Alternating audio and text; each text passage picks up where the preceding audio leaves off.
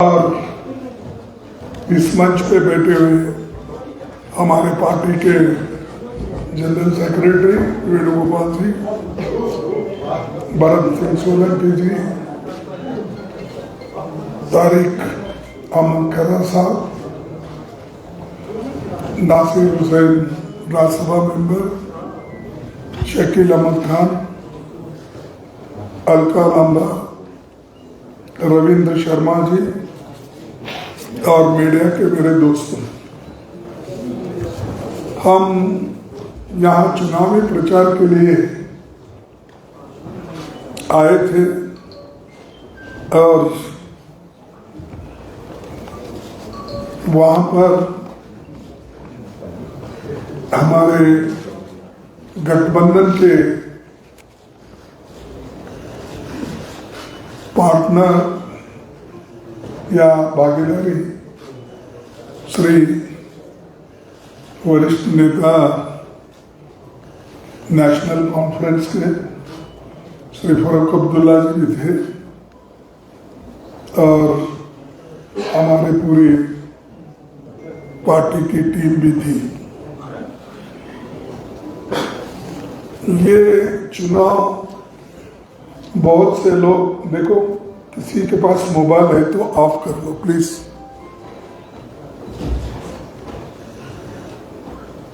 ये चुनाव लोग के समझते हैं ये तो फिर एक रियासत की या एक स्टेट की चुनाव है, इसका कोई बड़ा महत्व नहीं है, ऐसे लोगों का अंदाज रहता है। तो ऐसा नहीं है।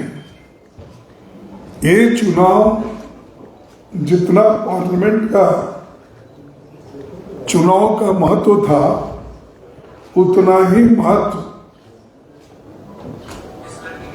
इसका है, क्योंकि किसी राज्य को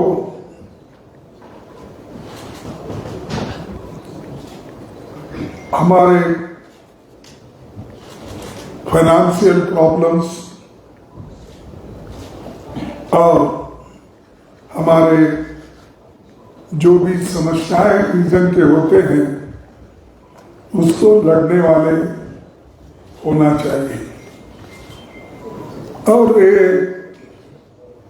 अध्ययन जहाँ एक बीजेपी ने तमाशा करके रखा है,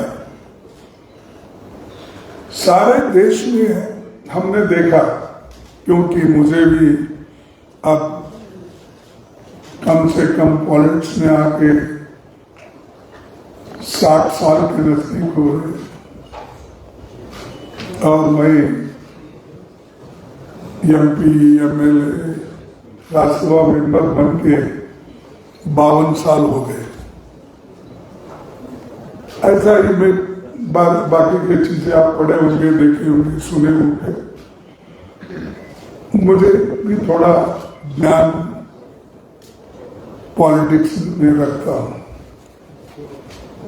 मैं कभी नहीं दिया था अपने 60 साल के पॉलिटिकल लाइफ में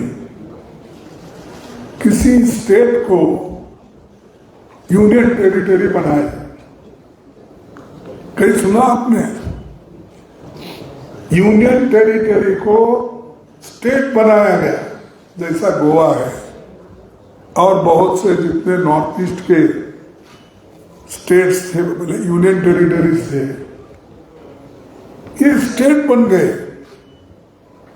लेकिन यहां स्टेट को यूनियन टेरिटरी बनाया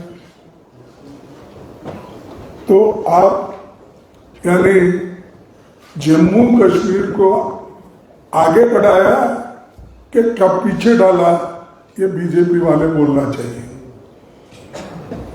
हाल ही में शाह साहब भी यहाँ के बहुत बार उनकी ये भीड़ रहती है। उनकी भीड़ कौन सी रहती है?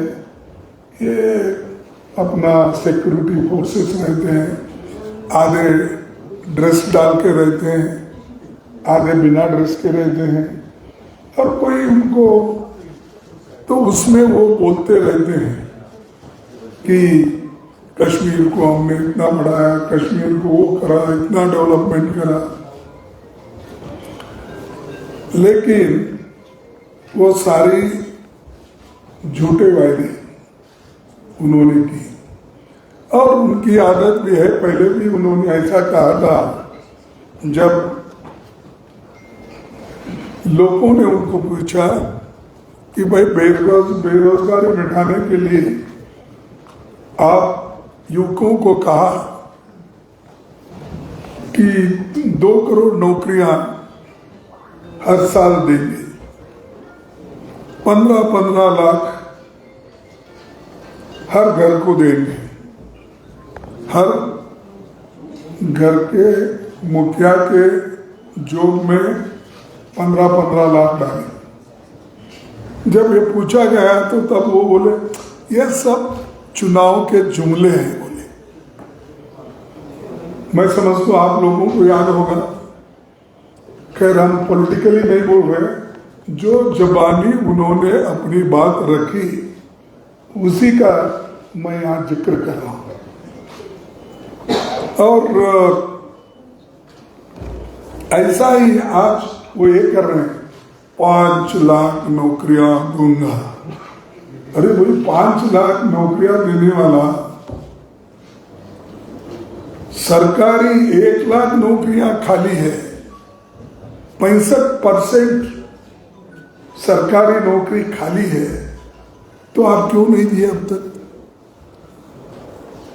चुनाव में जो जुमले बोल रहे हैं 5 लाख नौकरी का, मैं उनसे पूछता हूं, यहाँ के बीजेपी के नेता हो या शाह जी को, भाई आपका वायदा अब जो कर रहे हैं 5 लाख, तो अब सरकारी नौकरी 1 लाख खाली है, क्यों नहीं भर्ती करें?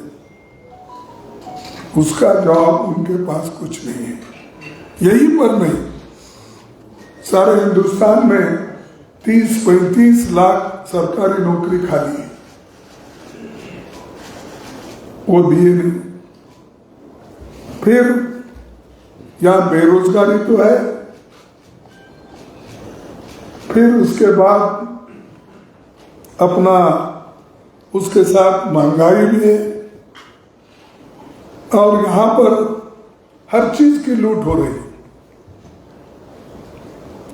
जो खनन है, क्या बोलते हैं उसको, माइनिंग है, खनन अच्छा नहीं, क्या वर्ड, ये भी वर्ड हिंदी है जी। चलो खनन, तो माइनिंग में यहाँ पर लोग सैंड भी बेच के खा रहे। हम सुने थे लोग खाना ही खाते हैं, चावल दाल, ये तो बाकी के चीजें नॉन वेजिटेरियन खाने वाले ये अलग है, लेकिन यहाँ बीजेपी ने सैंड खाने लगा और अपने लोगों को भी खिला रहे हैं, बाहर से लाके कॉन्ट्रैक्ट दे रहे हैं, सैंड में गवर्नमेंट में कॉन्ट्रैक्ट दे रहे हैं। अरे यहाँ लोग तो भूखे मर रहे हैं, यहाँ के लोग मजदूरी के लिए बाहर जाना पड़ रहा है, और बाहर के लोगों को लाके यहाँ पर आप काम करवा ले रहे हो। तो ये स्थिति सिर्फ बीजेपी ही कर सकती है। ऐसी स्थिति हमारे वक्त हमने देश के लिए बहुत कुछ किया है, चाहे पब्लिक सेक्टर हो, चाहे प्राइवेट सेक्टर में भी, चाहे कोऑपरेटिव सेक्टर में, चाहे ये मिक्स्ड इकोनॉमी में। पंडित जवाहरलाल नेहरू जी ने जो काम किया आज तक, उन 10-15 साल में उन्होंने जो कुछ किया, इन्हें सिर्फ 15 साल में, 10 साल में कुछ नहीं किया। जहां पुल का उद्घाटन हुआ, पुल गिरा, राम मंदिर का उद्घाटन हुआ, वो टपक रहा, और हर जगह इनका कहाँ मोदी साहब के हाथ से उद्घाटन होता है, लोग बोलते हैं पवित्र हाथ से उद्घाटन करवाना। अब वो पवित्र हाथ थे, कौन से हाथ थे मुझे मालूम नहीं, कि कहीं भी पुल गिर रहे, कहीं बाढ़ आ रही तो उसको ये रोकने के लिए पैसे नहीं दे रहे। तो ये स्थिति देश में है। और एक बार मैं मजे की आपको बताऊंगा, ये देश के बाहर बहुत प्रचार करते हैं, अपना घर जल रहा है वो छोड़ दिए, मणिपुर में आग लग गई, महिलाओं का रेप हो रहा है, घर लूटे जा रहे हैं, घर जले जा रहे हैं, बहुत से लोगों का मर्डर हो रहा है, गोली चल रही है। इसकी फिक्र मोदी शाह ने कभी की नहीं। सब घूमते रहते हो दुनिया, लेकिन घर में क्या चल रहा है? हमारे पास कन्नड़ा में एक कहावत है, ಊರಿಗೆ सरदारा मनीगे पिंजारा बोलते, यानी गांव को सरदार बड़ा, लेकिन घर में आते ही बिल्ली के जैसा रहता। तो यहाँ ये बिल्ली का काम कर रहा है और बाहर जाके मैं इतना बड़ा हूँ वो हूँ। ठीक है भाई, हमारी फॉरेन पॉलिसी है, उसके तहत हम आज भी चल रहे हैं, पहले भी चले थे। जो ठीक है वो हो जाएगा, हम उसको मना नहीं करते, लेकिन हमारा एतराज ये है, पहले तो तुम्हारा घर संभालो, मणिपुर संभालो, लोगों को शांति से रखो। यहां शांति नहीं है, दूसरे जगह शांति स्थापन करने के लिए जा रहे। मैं नहीं बोलता कि मत जाओ, पहले हमारा ठीक करके जाओ ना भाई, उसके बाद में तुम कहीं भी जाओ। अब तक तो सारी दुनिया देखे हैं, कौन सा स्टेट ऐसा, सॉरी कौन सी ऐसी कंट्री नहीं बची होगी जहां इनके पैर पड़े ना हो। हर जगह पैर डाल के आए, कभी पाकिस्तान के प्राइम मिनिस्टर से गले मिले, कभी चाइना के प्राइम मिनिस्टर से झूले में बैठे, किसी और को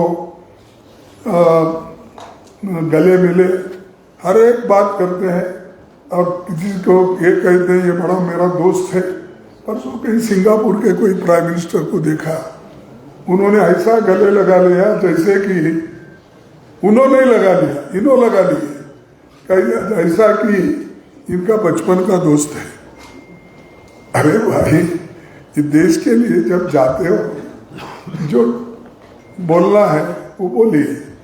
इससे पहले भी ऐसा ही बोले थे, शुरू में 2014 में इन्होंने बोले थे कि ओबामा मेरा दोस्त है, गपशप करते हैं, चाय पे उनसे बात करते हैं। फिर बाद में बोले ट्रम्प, उसके प्रचार को गए, इस बार फिर एक बार ट्रम्प, फिर एक बार ट्रम्प। बोला अरे तुम्हारा क्या वास्ता है भाई, तुम हमारे देश के हो, हम हर देश के साथ अच्छी दोस्ती रखना चाहते हैं, हर प्राइम मिनिस्टर के साथ हम अच्छा दोस्ती रखना चाहते हैं, तो उनको जाके उनके प्रचार करें। कोई हमारे पास आता है किसी के ओर से, कोई देश आता है तो एक देश दूसरे देश में जाके ऐसा प्रचार करना, यही दिखाता है कि आदमी के पास उतना सूझबूझ नहीं है। खैर, मैं उतना और लंबा नहीं बोलना चाहता हूँ, बड़े बड़े किस्से हैं उनके, हमारे खिलाफ कितने बोले। उन चाइना में जाके हमारे खिलाफ बोले, सांघाई में, और यूए में, यूनाइटेड अरब में, अमेरिका में बोले, कनाडा में बोले, कोरिया में बोले, क्या क्या नहीं बोले। हमारे को, कांग्रेस को बदनाम करने के लिए, हमारे सरकार को बदनाम करने के लिए, राहुल जी को गालियां देने के लिए हर प्लेटफॉर्म का उन्होंने इस्तेमाल किया बाहर जाके, और हमको अब सबक सिखा रहे, राहुल जी ऐसा नहीं बोलना था, राहुल जी देशद्रोही है, कांग्रेस पार्टी देशद्रोही। क्या करे भाई देशद्रोही? हम तो तुम्हारे जैसा बाहर के प्लेटफॉर्म यूज करके देश के जो 60 साल हुकूमत की, देश को बनाया, हम कभी गालियां नहीं दी, लेकिन ये लोग एक काम करते हैं। लेकिन यहाँ हम कांग्रेस पार्टी और नेशनल कॉन्फ्रेंस पार्टी दोनों मिलके लड़ रहे, और दोनों एक होके जब लड़ाई करने के लिए तैयार हो गए, बीजेपी नर्वस हो गई, घबरा गई। इसीलिए वो किस तरह से इंडिया गठबंधन को तोड़ना, किस तरह से हमको अलग करना, और ये भी काम कर रहे थे कि प्राइवेट प्लेयर्स को ठहरा करके इंडिपेंडेंट कैंडिडेट को इनडायरेक्टली सपोर्ट करके हमारे जो गठबंधन है उसको डिफीट, हमारे उम्मीदवारों को डिफीट करने की कोशिश कर रहे हैं। नहीं तो कहां से पैसे इतने आते हैं जो बहुत से उम्मीदवार आज इंडिपेंडेंट ठहरे हैं? कौन बोल रहा है, उनके पीछे कौन है? तो इसीलिए ये मत कीजिए बीजेपी, अब कुछ चलता नहीं। तुम्हारी गवर्नमेंट 400 पार की नहीं है, तुम्हारी गवर्नमेंट 200 पार की है। तुम माइनॉरिटी में हो। कभी भी नायडू तुम्हारे पैर खींच सकता है, और अपने नीतीश कुमार वो तुम्हारा हाथ खींच सकता है। तो तुम परमानेंट नहीं हो, तुम दोनों एक हाथ में, एक का पैर किसी के पास है, हाथ किसी के पास है। तो सोच के कदम रखना चाहिए, और हर जगह गिराने की कोशिश करते हैं। इसलिए मैं आपके माध्यम से, आपके तरफ से यहाँ के लोगों को अपील करता हूं कि मजबूत सरकार दो, तुम्हारे समस्याओं को हल करने वाले सरकार बनाने वालों को दो। हम स्टेटहुड जरूर दिलाएंगे, उसके लिए आखिरी दम तक हम और हमारा गठबंधन लड़ेगा, इसमें कोई शक नहीं है। और स्टेटहुड ये इंपॉर्टेंट है। मैं उसीलिए पिछले का रेफरेंस दिया, इसलिए दिया ये स्टेटहुड इज इंपॉर्टेंट। हमारा जो भी संविधान अमेंडमेंट आता है उसको रेटिफाई करने के लिए स्टेट को भी भेजते हैं। 50% स्टेट शुड रेटिफाई, और आप यहां से जिसको भेजते हैं वो मेंबर राज्यसभा में भी जाता है। यानी यहाँ एमएलए अगर आपके ज्यादा है तो वो राज्यसभा में भी रहेगा। तो ये बड़ा महत्व का है। इसलिए मैं बोला कि आप यहां से सरकार को चुन के भेजो और भारी बहुमत पे भेजो। ठीक अगर आप जो बैलेंस पे करेंगे, ये बीजेपी वालों रातों रात खरीदी करके उसको सरकार खत्म करेंगे। ऐसा ही मेरे स्टेट में हुआ, कर्नाटक में एकदम 16 लोगों को खरीदे। महाराष्ट्र में ऐसा ही है, आपको मालूम है कि सेना को तोड़ के उन्होंने सरकार बना ली। वहाँ वही एनसीपी को तोड़े और अपने शरद पवार पार्टी को तोड़े। तोड़-फोड़ सरकार है ये सरकार जो है, तोड़ो फोड़ो, किसी हालत से हुकूमत करो। तो इसीलिए मैं यहाँ के जनता से निवेदन करूँगा, यहाँ जो भ्रष्टाचार चरम पे है, यहाँ पर जो अनएम्प्लॉयमेंट है, यहाँ की जो महंगाई है, यहाँ का जमीन जो छीने जा रहा है, यहाँ का पानी की भी किल्लत है। इतना बड़ा सुंदर स्टेट रहते हुए बिजली की किल्लत है, और हर चीज आज यहाँ पर जो पहले मिलती थी आज गायब है। तो इसीलिए हमारी सरकार आएगी तो हम जो कमियां मैंने बताया उन कमियों को दूर करने के लिए और उद्योग धंधे ठीक करने के लिए हम आपको अधिकार दिलाएंगे, कोशिश करेंगे। और ये नौकरियां हो, ज़मीन की अधिकार हो और जम्मू कश्मीर में जो स्टेट का दर्जा वाला वो हो, हम सभी लोग मिल के लड़ेंगे और ये लोगों को दिला के हम रहेंगे। और इसके अलावा भी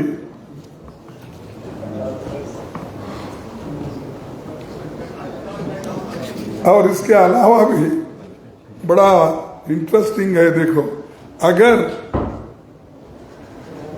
कांग्रेस पार्टी गठबंधन अलायंस करके आज नहीं लड़ती तो ये वक्फ बोर्ड के बिल को आज जो ज्वाइंट पार्लियामेंट्री कमेटी में जाना है वो नहीं जाता था। पिछले कितने बिल्स बगैर पार्लियामेंट को सुने, डिस्कस करे, सीधा पास करके भेजते थे। आज वो स्थिति नहीं है, उनकी सरकार खुद माइनॉरिटी में है। इसीलिए आज वक्फ बोर्ड जैसा बिल आज ज्वाइंट पार्लियामेंट्री पार्टी के सामने है। फिर भी वो बुलडोज करने की कोशिश करेंगे, लेकिन हम आपकी लड़ाई लड़ रहे हैं, लड़ते रहेंगे, ये हमारा वायदा है। इसीलिए आपके माध्यम से जनता तक आप पहुंचाएंगे, ये मेरा विश्वास है। और हम इस वक्त, मैं सिर्फ एक 4 वायदे इस वक्त बोलूँगा, इसके बाद में फिर राहुल जी भी आएंगे, प्रियंका जी भी आएंगी, उसके बाद फारूक अब्दुल्ला साहब भी उसमें रहेंगे, उमर अब्दुल्ला जी रहेंगे और हमारे पार्टी के लोग करण साहब रहेंगे, ऐसे सभी लोग रहेंगे। उस वक्त और चंद गारंटीज वो अनाउंस करेंगे। और मैं आज 4 गारंटी हमारे पार्टी के ओर से, हमारे गठबंधन के ओर से मैं अनाउंस कर रहा हूँ।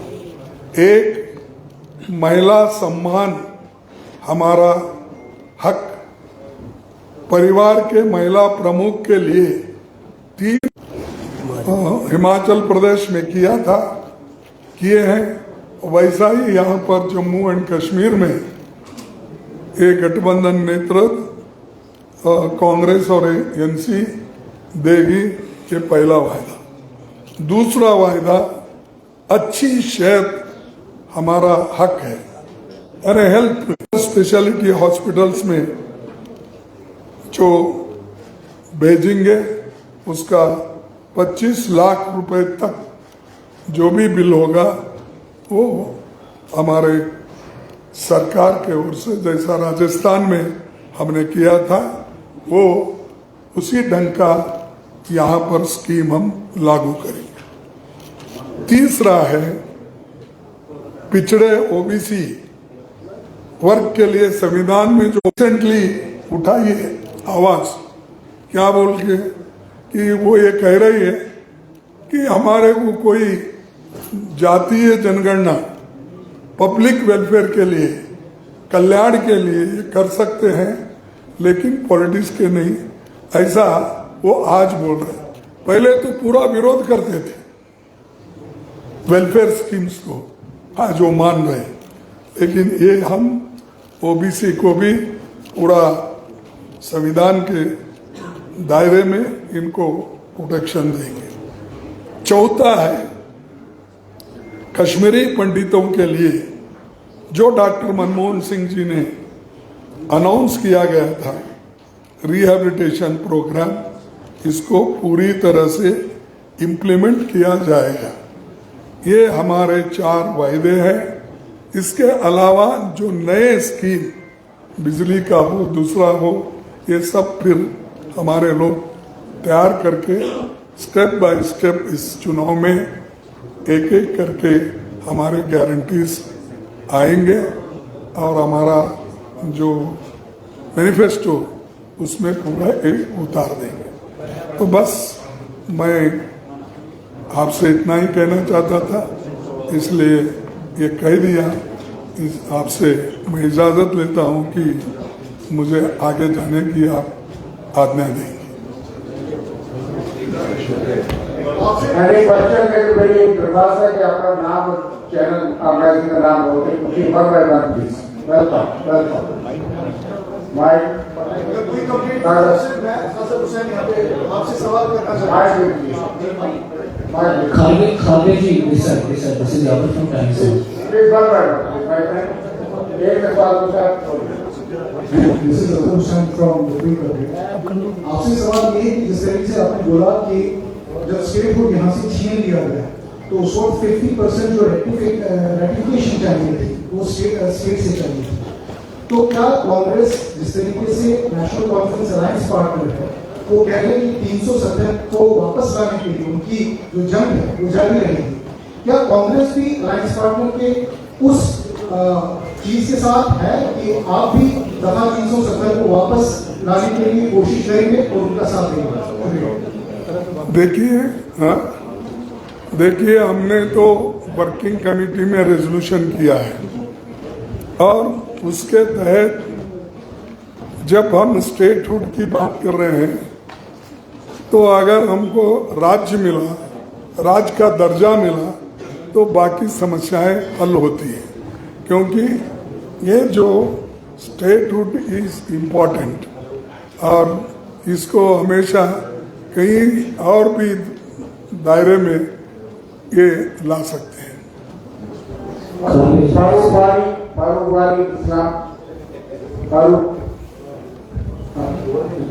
मल्लिका जी, अभी इस तरीके से इंजीनियर रशीद की पेशगोई हो रही है, आप मानते हैं कि बड़ी चुनौती है अब गठबंधन सरकार है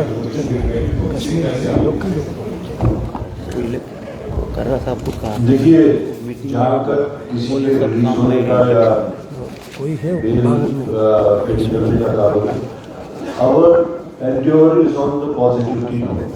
Our campaign is on the positivity note. We are not bothered or we are not concerned about who is doing what, why has he been released on bail or why he was put behind the jail. Ours is on a positivity note. We won't deviate from that. This is today the Home Minister has launched a steady attack on Rahul Gandhi. In fact, he said that the Rahul Gandhi and Congress kept, boosting those who are anti-national elements and who are against the reservation policy. Your reaction on this? This side, Kali and this side. Straight to you. Kali ji. बोलिए little louder please. So today the Home Minister has launched a static attack on the Rahul Gandhi and the Congress, terming the National Conference the anti-reservators and those who are anti-national. So what's your reaction on it? In fact, he said that it has become a habit of the Rahul Gandhi and Congress to stand beside those who are the divisive policies. I think we need to see who has become habitual of